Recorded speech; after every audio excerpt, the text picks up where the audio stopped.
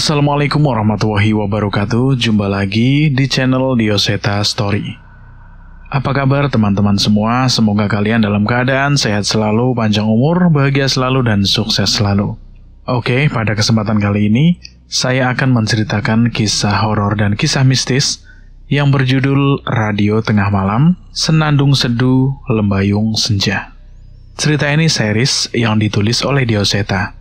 Buat teman-teman yang baru bergabung di channel ini, silahkan klik dulu tombol subscribe dan tombol loncengnya, agar kalian tidak ketinggalan cerita terbaru dari kami.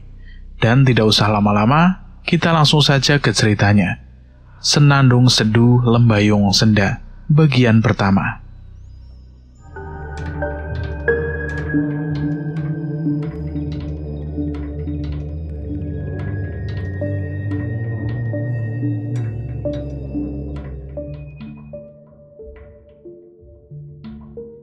Nandar, aku rindu.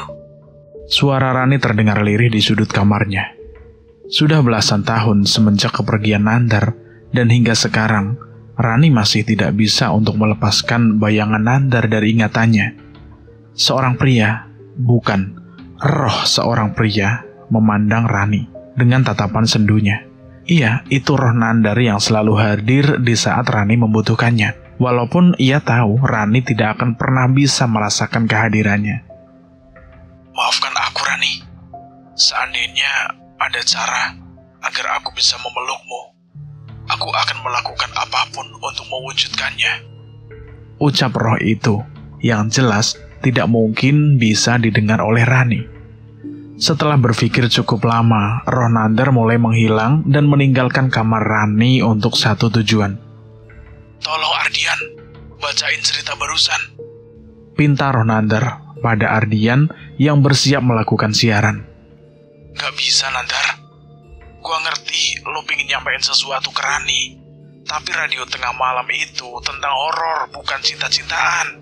Tolak Ardian dengan alasan yang jelas dan sulit dibantahkan. Kali ini saja, Ardian. Tolong, Rani lagi sedih banget soalnya. Oh enggak bisa. Jawab Ardian dengan tegas. Lu mau gue gentayangin pakai muka serem gue lagi? Bodoh amat, Dar. Udah biasa juga gue. Balas Ardian yang tidak memperdulikan ancaman dari Nandar. Payah. Masa gak bisa bantuin sih? Sekali lagi, Nandar merajuk. Ardian yang mulai luluh berbalik dari layar monitornya dan menghadap ke Nandar. Oke, gue mau bantuin. Tapi ini cerita lu ubah dulu ya, jadi cerita horor. Tawar Ardian kepada si Nandar. Iya, bisa, itu bisa. Jawab Nandar yang terlihat agak senang. Ya udah, gue tungguin. Ntar gue bacain di segmen terakhir ya. Habis itu tugas lo mastiin Rani lagi dengerin Radio Tengah Malam. Kalau enggak, ya bakalan percuma lah. Tegas Ardian kepada roh Nandar yang mulai tersenyum. Voice Radio. Radio Tengah Malam kembali lagi bersama saya Ardian di segmen terakhir. Hari ini cerita ini adalah cerita yang ditulis oleh seseorang, khusus untuk mereka yang sering pulang sendirian di tengah malam. Selamat menikmati cerita yang berjudul Langkah Tak Kasat Mata. Suara isak tangis masih terdengar di kamar Rani. Nandar yang telah tiba di kamar itu mencoba membelai rambut Rani. Walau ia selalu tahu, sehelai pun rambut indah itu tidak akan bisa ia sentuh. Sebuah radio kuno terlihat di atas meja di kamar Rani. Sayangnya saat ini radio itu tidak menyala. Nandar mengecek jam Welker yang terletak di sebelah radio dan memastikan sebentar lagi Radio Tengah Malam akan memasuki segmen terakhir, yang merupakan cerita yang memiliki pesan dari Nandar. Dengan memusatkan kekuatan roh yang ia coba pelajari, Nandar berusaha menyalakan radio yang ada di kamar Rani. Tidak mudah, setiap kali ia mencoba, tangannya selalu saja menembus knop radio itu. Namun ia yakin bisa melakukannya. Pikirnya, makhluk halus saja bisa membunuh manusia. Seharusnya roh seperti Nandar juga bisa kalau hanya menyalakan radio. Setelah mencoba berkali-kali, usaha Nandar pun terbayarkan. Suara gemericik radio mulai terdengar oleh Rani. Rani yang masih meratap sedih, dia merasa bingung dengan kejadian itu. Namun rasa bingung itu mulai tidak ia hiraukan ketika terdengar suara seseorang penyiar yang ia kenal dari radio miliknya itu. Siapa di antara kalian yang sering pulang ke rumah hingga larut malam? Cerita ini bercerita tentang pengalaman mengerikan seseorang yang selalu merasa dibuntuti oleh makhluk tak kasat mata setiap mau pulang ke rumah. Sebut saja namanya dia Mita, seorang wanita tangguh yang selalu melalui hari-harinya. Rumahnya yang jauh di pinggir kota membuatnya harus berjuang pagi-pagi buta dan pulang malam dari kantor tempatnya bekerja itu. Ini bang ongkosnya. Mita menyerahkan beberapa lembar uang kertas untuk sopir angkot yang menurunkannya di ujung jalan menuju kompleks rumahnya. Benar turun di sini, Mbak. Jalannya gelap loh, sepi lagi. Ucap sopir angkot yang khawatir dengan Mbak Mita. Iya bang, gak apa-apa, udah biasa. Rumah saya di kompleks sana kok. Jawab Mita dengan santainya. Mendengar jawaban Mita, sopir angkot itu meninggalkannya. Walau dengan agak ragu, masih butuh hampir setengah kilo berjalan kaki dari ujung jalan ke rumah Mita. Sayangnya penerangan jalan itu masih sangat minim. Walau begitu, Mita terus melangkahkan kakinya menuju ke rumahnya. Baru saja berjalan sebentar, langit yang sudah mendung dari tadi itu mulai menitikkan air dan membasahi seluruh jalanan di sekitar Mita. Waduh, gak bawa payung lagi. Keluh Mita yang berlari kecil sambil mengecek tasnya. Namun derasnya hujan memaksa Mita untuk memilih berteduh di sebuah pos di antara kebun pisang. Cukup lama Mita menunggu di pos itu, namun tidak ada tanda-tanda hujan akan reda. Sebaliknya, sebuah suara terdengar mendekat ke arahnya. Crek, crek, crek. Seperti suara langkah kaki yang menyentuh genangan air. Mita menoleh ke sekeliling, namun gelapnya keadaan di sekitar membuat Mita tidak dapat menemukan apapun. Suara itu masih terdengar, crek, crek, crek. Sekali lagi, suara itu lebih mendekat. Mita yang merasakan adanya bahaya memilih untuk meninggalkan pos dan berlari menuju ke rumah, walaupun dengan tubuh yang basah kuyup. Bukannya menghilang, suara itu malah terdengar berulang-ulang, mengikuti jejak langkah Mita yang sedang berlari. Mita yang mulai kelelahan akhirnya terjatuh. Brak! Rasa sakit muncul dari lukanya yang basah oleh air hujan. Sayangnya, suara langkah kaki itu terus mendekat. Semakin mendekat hingga terdengar di sebelah telinga Mita. Anehnya, Mita tidak melihat apapun di sana. Ayo, sedikit lagi. Terus lari. Jangan menoleh ke belakang ya. Tiba-tiba, sebuah suara terdengar di telinga Mita. Ia mencoba mencari sumber suara itu, namun tidak menemukannya. Entah mengapa suara itu terdengar nyaman untuk Mita, hingga ia memaksakan dirinya untuk berdiri dan berlari sekuat tenaga dan memasuki komplek perumahan di rumahnya.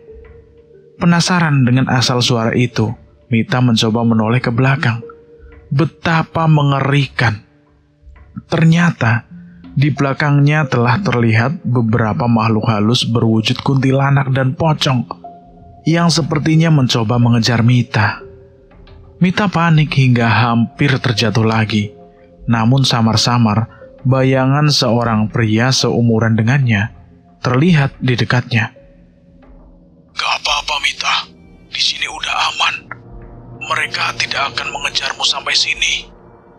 Ucap bayangan pria yang tidak terlihat dengan jelas itu. Siapa kamu? Apa maumu?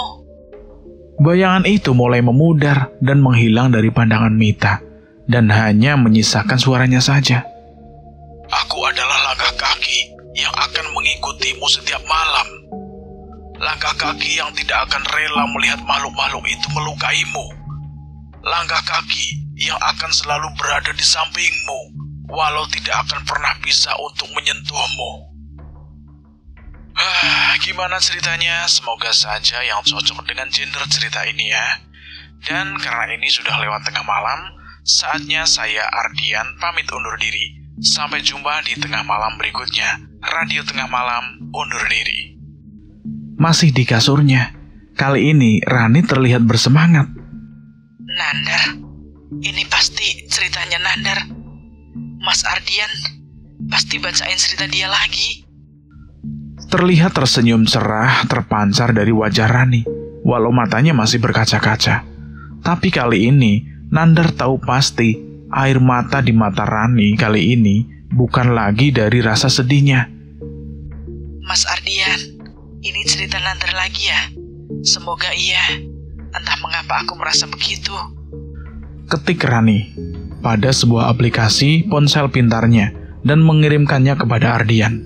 Nandar yang melihat senyum di wajah Rani mulai merasa lega dan meninggalkannya untuk kembali ke studio Ardian. Ardian, terima kasih. Belum sempat mengutarakan maksudnya, sebuah bantal sofa terlempar ke wajahnya. Jelas benda itu tidak akan bisa mengenainya. Nandar blow on. Kan gua bilang cerita horor. Kenapa jadi cerita romantis begitu? Keluh Ardian yang tidak setuju dengan cerita yang terlanjur ia bacakan tadi. Lah, itu kan cerita horor. Ada hantunya, ada kuntilanaknya, ada pocongnya. Lengkap kan di situ? Alah, tapi itu nggak serem, Dar. Aduh, nggak tahu deh gimana reaksi pendengar kita nanti. Ya udah, maaf ya. Nanti gua buatin cerita yang serem sebagai gantinya ya. Kemarin gua sempat ngobrol sama Gendorwo di kamar mandi. Pasti seru deh itu. Ya elah Nandar. Kenapa pakai diomongin sih?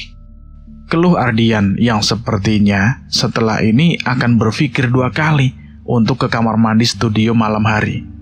Lah katanya harus cerita seram. Entah, memang Nandar memang menjawab dengan polosnya atau memang berniat mengerjai Ardian. Ardian yang sedang kesal segera berdiri mengambil bantal sofa dan bersiap melemparkannya lagi ke roh Nandar. Walaupun sudah pasti tidak akan mengenainya, Nandar tetap refleks berlari ke arah pintu untuk menghindari dari lemparan Ardian itu. Belum sempat keluar, pintu studio terbuka dan seorang terlihat memasuki ruangan. Sontak roh Nandar bertabrakan dengan orang itu hingga terjatuh. Didi, ngapain lo kesini malam-malam? Tanya Ardian kepada Didi yang datang tiba-tiba. Didi yang terjatuh segera berdiri dan menjawab Ardian. Kok Didi? Ini gua, Nandar. Inggar Maharani, itulah namaku. Nama pemberian dari ibuku dengan harapan aku bisa menjadi seorang wanita yang kuat dan mampu menjalani hidup ini dengan bahagia. Nama yang bagus kan? Tapi aku lebih suka dipanggil Rani. Setelah lulus kuliah, aku memutuskan untuk memulai karirku dengan membuat sebuah toko roti dari tabunganku selama bekerja sebagai asisten dosen selama kuliah. Awalnya kedua orang tuaku tidak setuju. Namun sepertinya mereka mencoba memberiku kesempatan dengan syarat apabila bisnis ini tidak bisa berlanjut, aku harus mau melamar pekerjaan di kantor kenalan ayahku. Tapi tenang saja, aku merasa percaya diri karena aku tahu kue dan roti buatanku itu enak. Hal ini terbukti dengan jumlah pelangganku yang terus bertambah. Dari waktu ke waktu, hingga akhirnya aku bisa mempekerjakan beberapa karyawan. Mbak Rani, kita mau tutup jam berapa? Rotinya udah pada habis, tinggal sisa sedikit. Ucap Santi, salah seorang pegawaiku.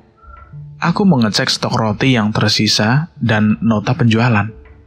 Baru jam 8 sih, tapi ya udah, kita tutup sekarang aja. Tolong papan tokonya dibalik ya. Iya Mbak, siap. Walaupun sudah tutup, masih banyak pekerjaan yang harus kami lakukan. Mulai dari merekap keuangan, mengecek stok, dan membagikan waste atau stok sisa yang bisa kami bagikan ke tetangga atau pedagang lain di sekitar tokoku. Cering, suara lonceng pintu berbunyi, menandakan ada tamu yang masuk ke toko. Mohon maaf, toko sudah ditutup. Aku berteriak dari belakang meja kasir, namun orang itu tidak memperdulikan suaraku dan berjalan masuk. Rupanya yang masuk adalah seorang pemuda yang kira-kira seumuran denganku.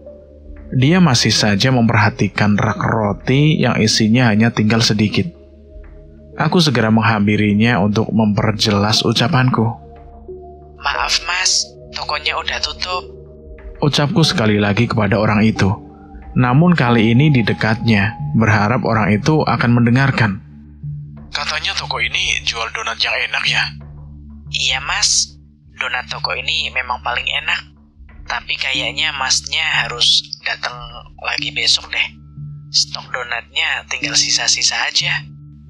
Orang itu berjalan melihat stok donat yang tersisa dan segera membawanya padaku. Saya mau ini mbak, masih bisa kan? Aku menghela nafas. Tidak baik rasanya aku menolak rezeki yang datang. Iya bisa kok mas. Ditunggu dulu ya, saya bungkusin dulu. Aku beranjak kembali ke belakang kasir dan bersiap membungkus pesanan dari orang itu. Namun terlihat ada yang aneh dengan orang ini. Dia terus memandangku dari jauh dan terus tersenyum sendiri. Untuk menghindari rasa canggung ini, aku mengeraskan volume musik di tokoku dan menyetel lagu yang selalu bisa menjadi mood boosterku. Ini lagu Sheila on 7 kan? Ucap pria itu padaku. Iya, masnya suka juga. Iya, suka banget. Tunjuk 1 bintang. Teman perempuan saya dulu pernah menyanyikan lagu itu dengan suaranya yang indah, seindah senja yang menemani kami saat itu. Ucapnya lagi dengan mata yang berkaca-kaca. Aku tersontak, seolah ada sesuatu rasa yang mencengkram jantungku. Ucapannya mengingatkanku pada Nandar saat memberikan kaset Sheila on 7 miliknya kepadaku di bawah keindahan senja yang menemani kami sepulang sekolah. Belum sempat bereaksi, pemuda itu sudah berjalan menuju pintu keluar, meninggalkanku yang masih terlihat bingung. Mas, kalau suka sama donatnya datang lagi ya. Besok saya kasih bonus. Siap, saya pasti datang lagi. Jangan lupa, nanti malam dengerin radio tengah malam ya. Ucapnya sambil menutup pintu. Tamu yang aneh. Setidaknya, kedatangannya bisa membangkitkan moodku saat ini. Tapi tunggu, bagaimana dia bisa tahu kalau aku mendengarkan radio tengah malam? Radio Tengah Malam kembali lagi bersama saya Ardian, pembawa acara favorit kalian. Gimana kabar kalian? Semakin seru atau semakin horor? Apapun jawabannya, semoga acara ini bisa menjadi penyemangat buat kalian semua. Ya, malam ini kita nggak bacain cerita-cerita horor dulu, karena kita akan membahas tentang sesuatu yang menimpa teman saya, kesurupan. Kalian pasti sudah sering kan mendengar kasus tentang kesurupan, iya kan? Di televisi juga sering banyak di beritanya. Ada yang berpendapat kesurupan adalah masalah psikologis berupa stres spontan yang mengakibatkan seseorang berhalusinasi, membayangkan dirinya sebagai sosok lain. Namun, jelas lebih banyak yang percaya bahwa ini adalah perbuatan makhluk halus. Konon, setan atau makhluk halus akan merasuki seseorang dengan berbagai tujuan. Mulai dari untuk menyakiti korban, mengambil alih tubuh korban, atau hanya iseng belaka. Tapi, seandainya hal ini memang benar, apa mungkin roh orang yang sudah meninggal bisa berkomunikasi dengan orang terdekatnya dengan cara merasuki manusia? Ucapan Ardian membuatku sedikit berimajinasi. Seandainya saja Nandar masih ada di sekitarku, apa mungkin dia bisa merasuki seseorang dan berkomunikasi denganku? Entahlah. Sudah bertahun-tahun setelah kepergiannya, namun kenangan kami berdua masih selalu bisa memberikanku semangat di setiap permasalahanku. Iya, seandainya hal itu tidak mungkin, setidaknya mungkin saja kami bisa bertemu di bunga tidurku malam ini. Good night, Nandar. Hari ini cukup sepi. Stok rotiku masih sisa cukup banyak. Padahal sudah jam 9 malam. Hujan deras yang mengguyur kota ini seharian membuat orang-orang mengurungkan niatnya untuk keluar. Mbak, minta tutup seperti biasa. Rotinya masih banyak loh. Iya, nggak apa-apa. Nanti kamu bawa ya buat orang di rumah. Wah, makasih Mbak. Lagian ini malam Jumat. Saya takut nyebrang gang sendirian. Ucapnya sambil memberi tawa kecil. Aku hanya tersenyum sambil menggelengkan kepala melihat tingkah karyawanku yang satu ini. Kling! Suara lonceng pintu terdengar, diikuti suara hujan yang terdengar saat pintu itu dibuka. Permisi, masih buka kan? Ucap seorang yang masuk ke dalam. Itu adalah pria yang minggu lalu datang. Kali ini dia bajunya terlihat basah kuyup, yang kuduga karena dia tidak menggunakan jas hujan saat menuju ke sini. Masnya? Masih Mas? Cari donat lagi? Iya Mbak, masih kan? Masih lengkap. Masnya beruntung. Hari ini hujan seharian, jadi semua rasa masih lengkap.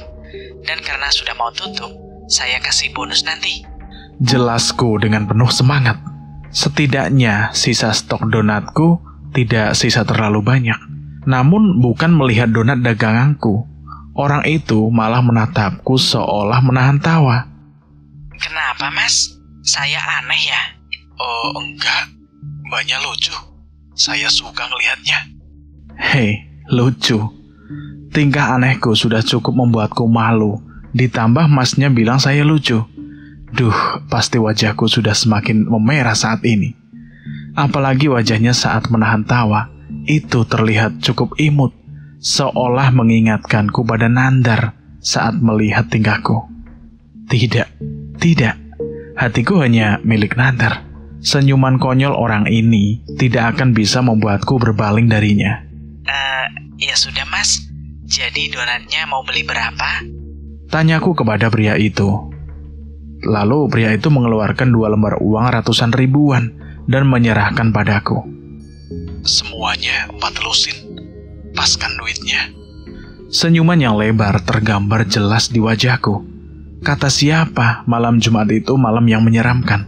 Nyatanya ada rezeki juga di malam Jumat. Tunggu Mas, kalau semuanya dibeli sama Masnya, saya ngasih bonusnya pakai apa dong? Bonusin teh hangat aja. Ada nggak? Dingin nih. Ucap dia padaku. Benar juga, dia hujan-hujanan datang ke sini. Terlihat juga bercak air hujan masih membasahi bajunya. Ada, tenang. Nanti aku buatin sendiri tehnya. Tunggu dulu ya. Aku segera meminta Santi membungkuskan semua donat yang tersisa untuk pria itu. Sementara aku membuatkan teh hangat untuknya. Mbak, saya sudah boleh pulang? Ucap Santi yang sudah menyelesaikan tugasnya. Iya San, gak apa-apa. Jangan lupa bawa rotinya ya. Iya Mbak, terima kasih ya. Pesanan Masnya sudah saya taruh di meja kasir.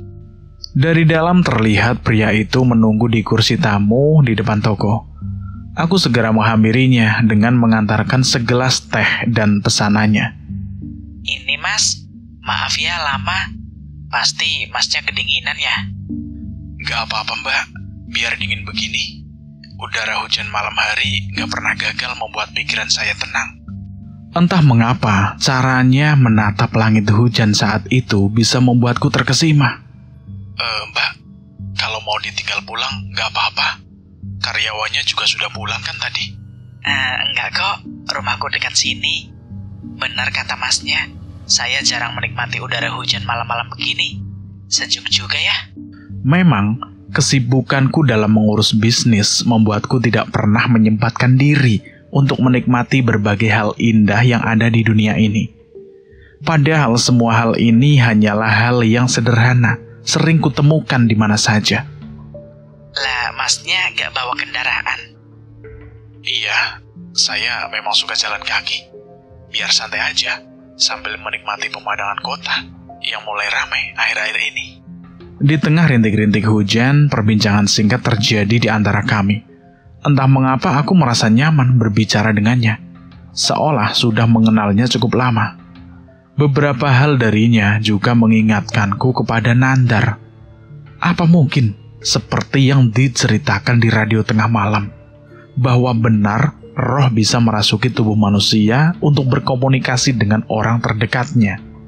Jika mungkin, bisa saja orang yang sedang berbicara di sampingku saat ini adalah Nandar. Tampaknya imajinasiku terlalu berlebihan, tapi sepertinya tidak salah juga bila aku mengetesnya. Mas, saya mau nanya dong. Iya mbak, mau nanya apa? Kemarin masnya ngingetin saya untuk dengerin radio tengah malam. Masnya tahu saya suka dengar acara itu dari mana ya? Ucapku dengan mengerutkan dahi dan menatap ke arahnya. Pria itu sedikit terlihat bertingkah aneh. Itu apa? Terlihat pria itu semakin salah tingkah. Sepertinya firasatku benar. Ada yang aneh dengan pria ini. Tapi apa benar roh Nandar merasukinya? Itu terlalu tidak masuk akal. Ini donat ini saya beliin buat Ardian dan Dika, teman-teman saya di studio Radio Tengah Malam. Makanya saya ingetin mbaknya buat dengerin mereka siaran. Aku masih menatapnya dengan curiga, tapi alasannya cukup masuk akal.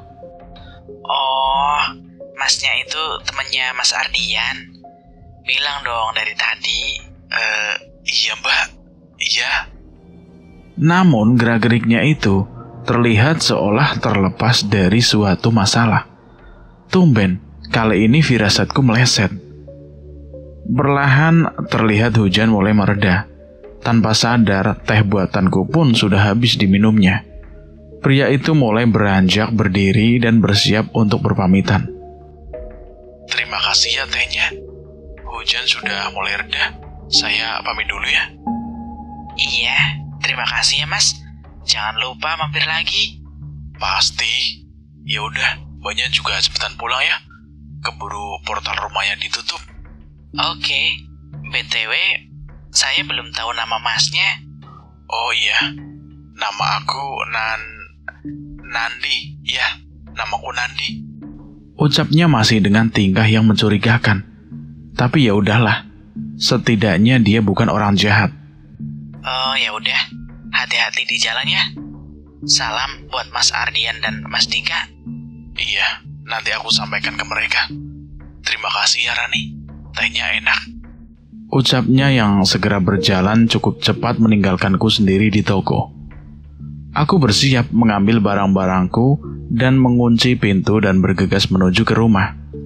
Benar ucapannya, kalau tidak cepat-cepat, portal gang rumahku keburu ditutup. Tunggu, bagaimana dia bisa tahu jam tutup portal di rumahku? Terakhir, tadi dia memanggilku Rani. Dari mana dia mengetahui namaku Rani? Apa dari Mas Ardian? Suara orang berlari terdengar dari lorong kantor. Dengan buru-buru, seseorang mendorong pintu dan masuk dengan keadaan yang sedikit basah. Donat, ada donat banyak nih. Ucap orang itu yang ternyata adalah Didi. Mendengar ucapan itu, aku dan Dika yang sedang kelaparan segera menghampiri orang itu. Wah, asik nih. Pas banget, gua lagi lapar. Ucap Dika yang perutnya lagi keroncongan. Iya, tumben-tumbenan lu bawa makanan ke sini. Banyak banget lagi. Udah makan aja. Tunggu, aku sedikit curiga. Seperti ucapanku tadi, Didi tidak pernah membawakan makanan ke kantor.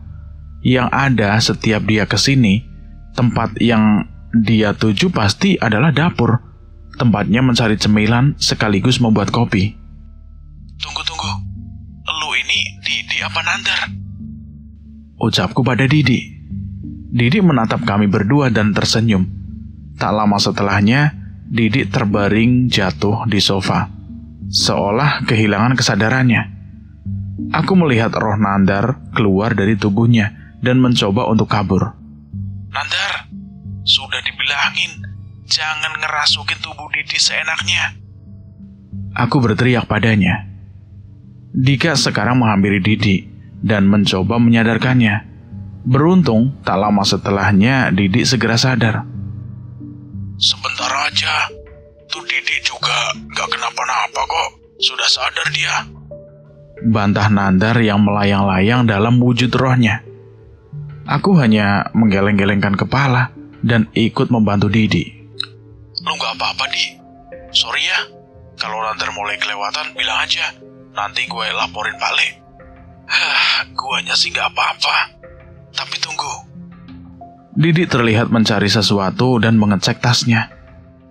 Bener, Ardian. Guanya sih gak apa-apa. Tapi kalau itu demit ngabisin duit gua terus, bisa bangkrut gua. Ucap Didi yang terlihat kesal melihat uang di dompetnya berkurang cukup banyak. Nandar mendekat dan menghampiriku. Tenang, duitnya gak dipakai buat hal yang gak bener kok. Sumpah, donatnya Rani enak. Ucap hantu Nandar. Aku hanya menggeleng-gelengkan kepala dan menyampaikannya kepada Didi. Kata Nandar, tenang aja. Kalau duit lo habis, dia mau bantuin lo cariin pesugihan yang bikin lo cepet kaya. Gak mau ah. Mending gue jadi budak korporat daripada harus nyari tumbal. Balas Didi yang segera mengambil donat, seolah tidak mau rugi dengan uangnya yang telah dibelanjakan. Iya sih, bener. Donatnya enak. Ucap si Dika. Iya sih enak. Kayak begini mah, gua juga doyan. Cepetan habisin nih donat. Pas dateng masih utuh. Berarti Nandar belum nyobain nih. Aku menengok pada roh Nandar. Terlihat dari raut wajahnya bahwa dia baru sadar belum satu pun donat Rani yang ia bawa hari itu. Sisain. Gua juga mau donatnya Rani. Bodoh amat. Balasku pada Nandar. 3 lusin donat menemani kami bertiga sebelum melanjutkan siaran malam ini. Selain rasa donatnya yang memang enak, tingkah laku Nandar yang merasa menyesal karena belum sempat mencobanya menjadi hiburan tersendiri untukku. Dan untuk sementara cerita ini bersambung dulu sampai di sini. Saya akan melanjutkan ceritanya lagi di episode berikutnya. Terima kasih buat teman-teman yang sudah mendengarkan cerita ini sampai habis. Semoga kalian dalam keadaan sehat selalu, panjang umur, bahagia selalu, dan sukses selalu. Dan buat teman-teman yang baru bergabung di channel ini, silahkan klik dulu tombol subscribe dan tombol loncengnya agar kalian tidak ketinggalan cerita terbaru dari kami. Dan saya mohon maaf jika ada kesalahan kata. Saya pamit undur diri. Akhir kata, wassalamualaikum warahmatullahi wabarakatuh.